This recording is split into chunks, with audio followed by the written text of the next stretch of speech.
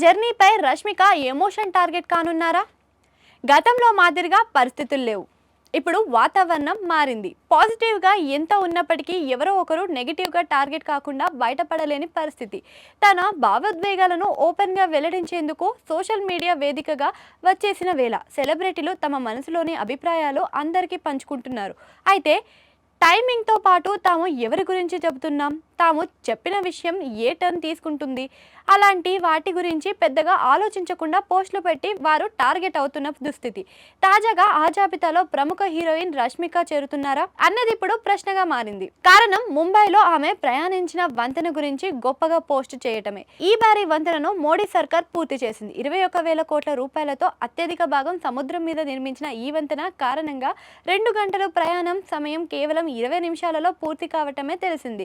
ఇంకా ముంబై ట్రాన్స్ harbour link పై తాజాగా ఆమె స్పందించి ఇటీవల తాను ప్రయాణించిన ప్రయాణ అనుభూతిని ఆమె సోషల్ మీడియా పోస్ట్ ద్వారా షేర్ చేసుకున్నారు.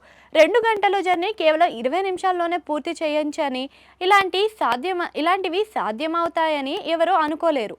భారత్ వేగంగా డెవలప్ అవుతుందా అన్న ఆమె ఇప్పుడు మనల్ని ఎవరూ ఆపలేరు, యువ భారత్ దేనినైనా సాధించగలదన్న ఆమె మాటలని మోడీ సర్కార్కు అనుకూలంగా చేస్తున్నట్లుగా కనిపిస్తున్నాయి. ఆమెకు ఇబ్బందులు తెచ్చి పెడతాయని కూడా అంటున్నారు. ముంబైలోని సేవ్రీ నుంచి రాయ్గఢ్లోకి నహావా సేవను కలుపుతూ 6 లైన్లను నిర్మించిన అటల్ సేతు మొత్తం 21.8 కిలోమీటర్లున్న సంగతి అందరికీ తెలిసిందే. అందులో 16 కిలోమీటర్ల పైనే అరేబియా సముద్రం మీద ఉండటం ఈ ప్రాజెక్టు ప్రత్యేకత. ఇంకా 21.2 కోట్లతో నిర్మించిన ఈ వంతెన కారణంగా 2 గంటలు పట్టే ప్రయాణం సమయం 20 నిమిషాల్లోనే పూర్తవుతుంది.